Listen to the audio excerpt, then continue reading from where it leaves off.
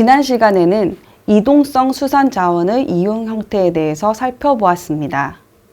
이번 시간에는 근해 어장의 소유 형태에 대해 살펴보도록 하겠습니다. 근해 어장은 접지 어장 외측에서 조업이 행해지는 어업으로 대항어업과 같은 자유어업을 칭합니다. 사전적으로 근해 어업은 일반적으로 어선의 크기가 10톤보다 크고 조업 해역은 어항으로부터 왕복 1일 이상의 거리이며 조업 수역은 연안어업과 원양어업의 중간 해역에서 어로 행위를 하는 일반 해면어업을 말합니다. 대체로 현대수산업법에서 허가어업이 근해어업으로 지칭됩니다. 근해 어장에서는 어선이 필수적인 생산수단이었으며 대규모의 투자를 바탕으로 어장을 선점하는 체계였습니다. 19세기 초까지도 어업자가 근해 어장에 접근하는 데에는 물리적으로 어선이 필요하였고 이는 어장의 사용에 기술상의 제약이 존재하고 있었음을 의미합니다. 즉, 근해에서 행해지는 어업은 어구어법이 주로 배를 이용하여 이동하며 어종의 특성에 따라 어에게 적합한 그물을 사용하는 방식을 취하는 것으로 대체로 어선 등 어업도구의 이동성이 높았기 때문에 원칙적으로 앞서 살펴본 접지어장에 위치한 정치어장과 같은 배타적 구획이 어려웠고 구획된 어장에 대한 독점적 권리를 보장하지 않았습니다. 일례로 박광순, 김승의 우리나라 젖새우잡이 어업의 발전, 현황, 과제에 의하면 젖새우가 다량으로 생산되는 전라도 소재의 임자도에 자본제적 대규모 젖배어업이 시작된 것은 1860년으로 그 계기는 무안군 지도면 복리에 거주하는 박와갈이 이곳으로 이주하면서 어업 경영을 한 것이 시초로 알려져 있습니다. 당시 이곳은 인근 지역 주민이 아닌 경기, 인천, 광화 지역 어민들이 새우 어장을 독점하여 개발, 이용하고 있었던 상황으로 이로부터 임자도 인근 지역 주민들은 풍요로운 젖새우 어장을 두고도 자본과 기술 부족으로 상당 기간 어장을 이용하지 못하고 있었던 것으로 확인됩니다.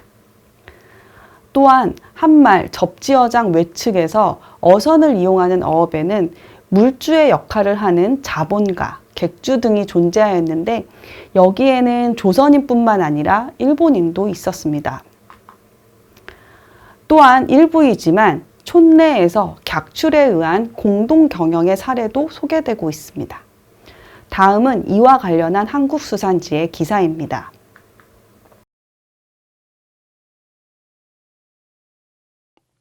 (1) 자금은 조합 조직에서 조합원 각자가 객출하기도 하지만 만약 현금이 부족할 때는 다른 사람으로부터 차입하여 지출한다. 이 경우에는 도가는 총대가 되어서 자본주와 교섭하여 현금을 차출하고 잉년에 이르러 어획물을 가지고 그것을 지불하는데 이것을 상예로 한다. 자본주는 대부분 일본인이다. 2. 지혜망 어업은 5인 공동 소유로 출자액은 각자 동일하다. 이익의 배분도 그 출자액에 따른다. 종업자는 함경남도 및 강원도 지방으로부터 고입하는데 고입된 때는 가족의 생활비 및 여비를 전금으로 주고 어기 중에는 식비를 지급하며 어기가 끝나면 공제하여 계산한다. 망주와 종업자 간의 소득 비율은 절반으로 한다. 3. 어업자가 각자 자금을 객출하여 공동 영업을 하는 것이 많다. 이익의 분배는 어획물에 대해 어선 소유자는 어선에 대하여 1인분의 배당을 받는다. 종업자를 대부분 촌내에서 고입하지만 명태어 성어기에는 임시로 타촌으로부터 고입하기도 한다. 증기기관이 장착된 근대 기선이 도입되기 이전의 대형어업은 서해안의 망선, 휘리망 등의 형태로 발달하고 있었으며 주로 조기, 멸치 등 회유성 어종을 어획하는 방식이었습니다. 즉, 육지와 멀리 떨어진 근해 어장에서 이동성이 강한 어류를 대상으로 이루어지는 어업입니다.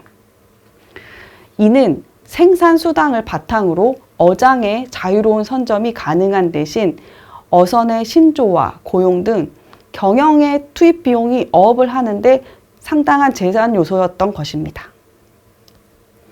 따라서 근해 어장의 소유는 자유접근 체제로 여기서는 한국 수산지에 기록된 어업의 경영 관계를 통해 당시 어업 관행을 정리하는 것으로 근해 어업의 소유 관계를 대신하고자 합니다. 첫째, 어선어업은 선원의 고용을 통해 이루어졌으며 어획이 이루어지는 어기간 또는 월 단위로 임금을 부여하고 있습니다. 다음의 표는 이와 관련된 어선어업에 고용된 어선원에 대한 임금을 정리한 것입니다. 각 어업에 따라 어기간이 상이한데 비교를 위해 월 단위 임금 기준을 우선적으로 살펴보겠습니다. 우선 1개월 임금은 최소 0.5에서 7원으로 어업 간 10배 이상의 차이가 발생하고 있습니다. 임금의 편차가 컸던 것은 분배되는 수산물의 지분, 그리고 지역에 따라 상이한 어기간, 어획물의 가치 등이 반영된 것으로 이해할 수 있습니다. 부연하면 어획물은 공동생산, 공동분배의 형태였는데 도가의 지시에 따라 생선을 바로 등분하는 경우도 있고 그대로 상인에게 매도하거나 건조시켜 매도한 뒤 그 수입을 조합원에게 등분하는 경우도 있었습니다. 둘째, 근해 어장을 이용하기 위해서는 어망, 어선 등 생산 수단이 필요하였고 한국 수산지에 수록된 어망과 어구에 대한 가격 정보는 다음의 표로 정리됩니다. 중선, 지해망 등 근거리에 위치한 회유 어장에 입선하는 어선의 가격은 약 120에서 160원입니다. 그리고 어망은 정치성 어구인 주목망, 그리고 어군을 이루며 때로 이동하는 멸치 정어리 등을 어망으로 예인하는 지해망 어업의 어구 비용이 350에서 600원으로 상당한 비용이 소요됨을 알 수 있습니다. 한편 배를 만드는 대공에 대한 일일 임금도 확인할 수 있는데 일본인 대공이 1일 1원 80전, 조선인 대공이 35전으로 임금 간의 격차가 드러나고 있습니다. 근해 어장의 자유로운 이용을 위한 필수 생산 수단인 어선은 근대 기술을 조속히 흡수한 일본 어선에 상대적으로 높은 경제적 가치가 형성되고 있었다고 보입니다. 참고로 이계열은 박사학위 논문에서 한국 수산업의 자본 제화 과정을 규명하였는데 논문에서 일본 어민의 이주 어촌은 어장 침탈 등 조선 어민들과 마찰을 가져왔지만 근대적 어업 기술을 보급하게 되는 계기가 되는 양면성을 언급하고 있기도 합니다. 셋째, 조선 후기와 마찬가지로 수산물의 유통, 자본의 융통 등 수산업에서 필요한 복합적인 역할을 객주가 처리하는 관행은 한말까지도 지속되고 있었습니다. 객주와 관련된 한국 수산지의 기사는 다음과 같습니다. 1. 수산물의 추이는 객주에 의해서 행해진다. 객주는 5호가 있다. 그 수는 제한이 있어서 함부로 개업할 수 없고 따라서 새로 개업하고자 하는 사람은 그 지분을 양수받아야만 한다. 그 가격은 객주의 거래 가치에 따라 다르다. 구전은 대개 매상고의 일할로 한다. 2. 어류는 대개 방인 객주 또는 출매선에 의해 취급되며 3. 어선 신조비는 어구를 합해서 200관문이다. 자금은 대부분 목포 또는 읍하의 객주에게 의존한다. 해라, 해태, 화포 등은 본도에 있어서 중요 물산으로서 특히 해라가 다산한다. 매년 목포의 무역상 또는 진도 읍하의 객주 등이 미리 전금을 교부하여 둔다. 4. 본도에서는 나주의 객주가 해마다 일정 시기에 이르면 미맥을 시초로 피복재료, 기타 도민의 수용품을 수산물과 교환한다. 만약 그의 어업 실적이 좋지 않으면 잉년의 포체물을 인도하는 약속으로 필요품을 대여한다. 5. 석수어업은 그 규모가 커서 대부분 자본가, 어업자, 종업자의 3자에 의해서 경영된다. 어업자는 자본가로부터 4개월을 기한으로 하여 월 1알의 이자로 자금을 빌린다. 그리고 어부를 고입하여 종사시킨다.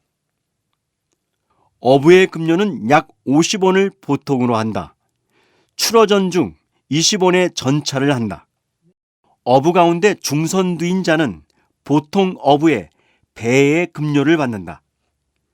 자본가와 어업자와는 모두 매년 일정한 관계를 맺는 것이 일반적이다. 한국 수산지의 기사를 요약하면 대규모 근해어업은 자본가, 어업자, 종업자 등 3자의 경제적 이해관계에 의해 경영되고 있었습니다.